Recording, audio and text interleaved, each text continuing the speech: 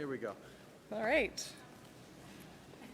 Good afternoon, everyone. Thank you for joining us today. I'd like to introduce myself. I'm Erinn Pinkerton, President and CEO of BC Transit.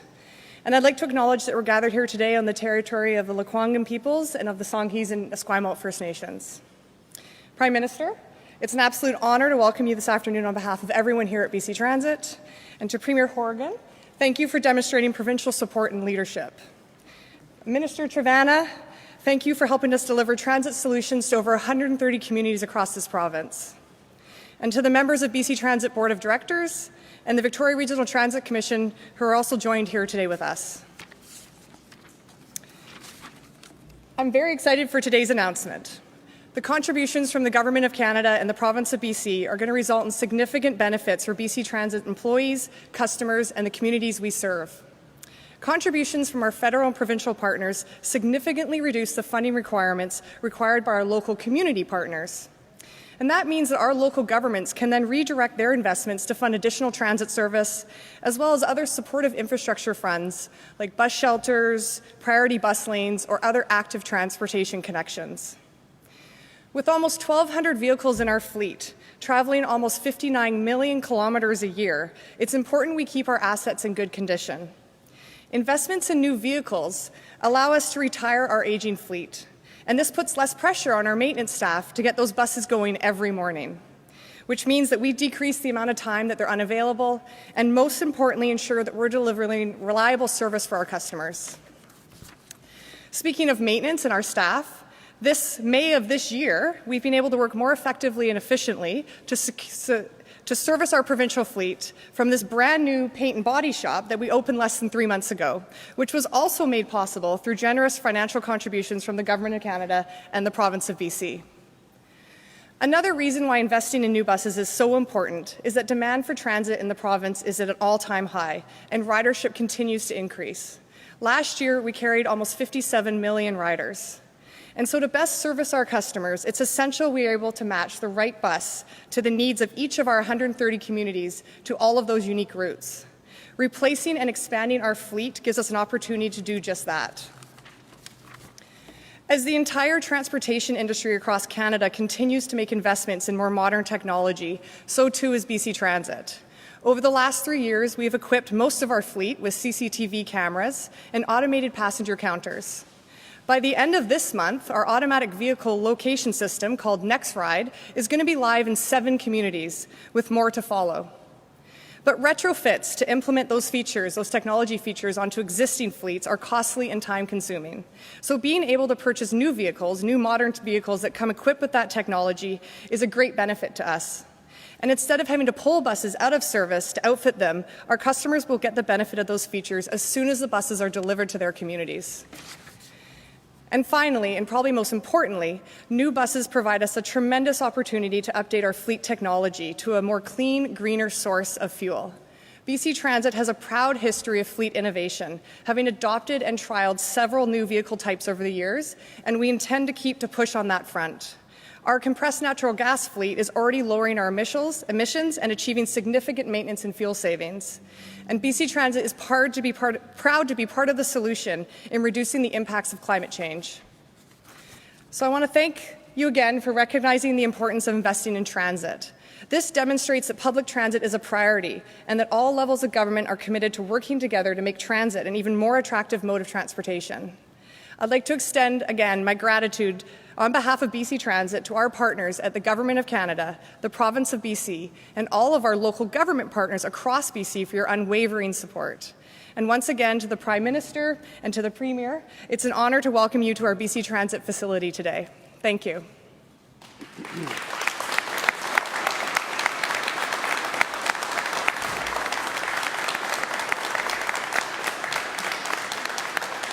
I'd now like to invite up the Premier of British Columbia, John Horgan, to say a few words. Thanks, sir. Thank you. Thank you, Erinn, for that introduction, and I want to welcome everyone here to the unceded territory of the Lekwungen-speaking people, the Songhees and Esquimalt First Nations.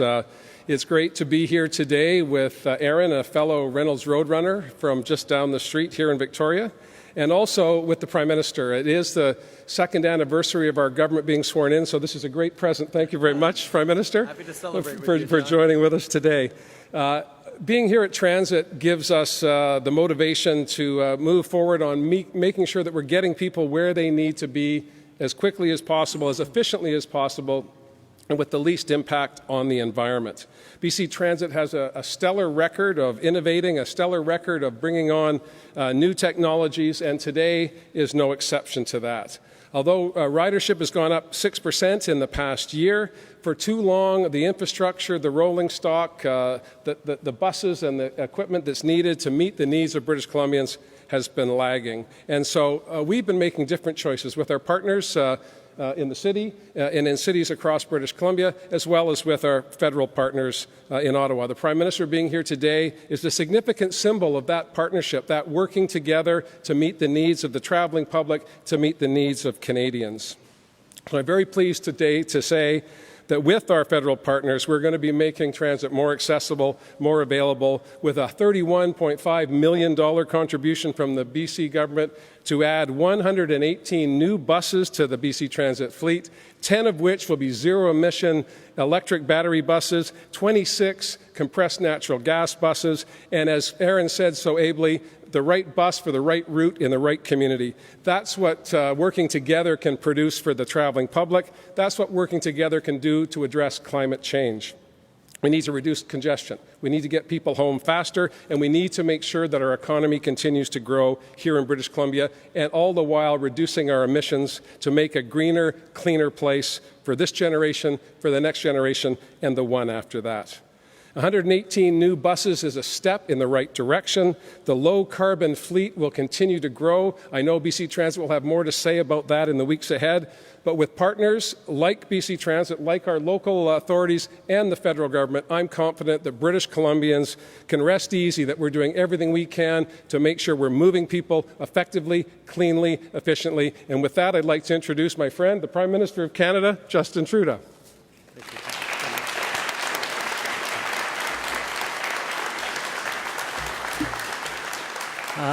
Thank you, John. It's always great to see you. It's always great to be with you for a great announcement that's going to make a difference. Particularly nice when you get to be not just Premier, but a regional local MLA that is going to benefit from the investments we're making today as well.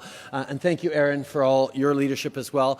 I want to thank the workers gathered here today who've been working so hard to continue to keep British Columbians moving.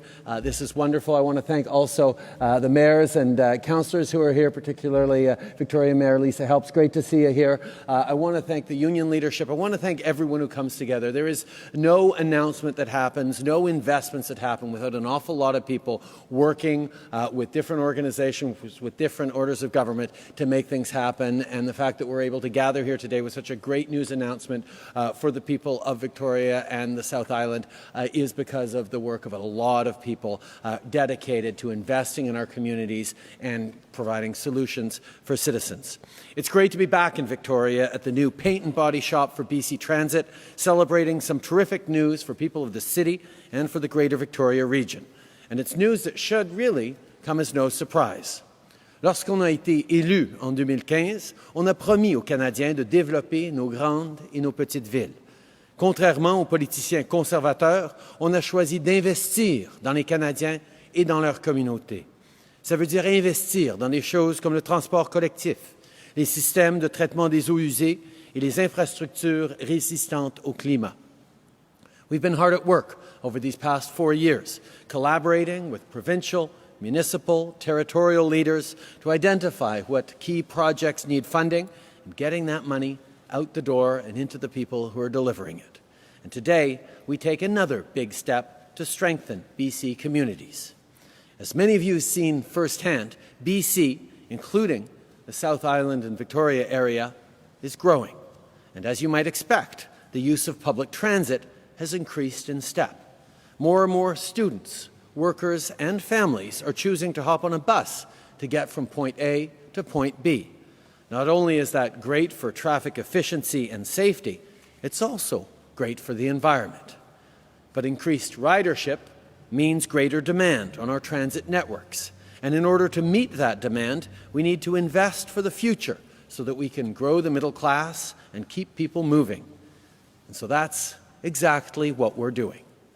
Today, I'm happy to announce that the federal government will be contributing $31 million towards the purchase of 118 new buses to be used here in Victoria and in other municipalities across the province.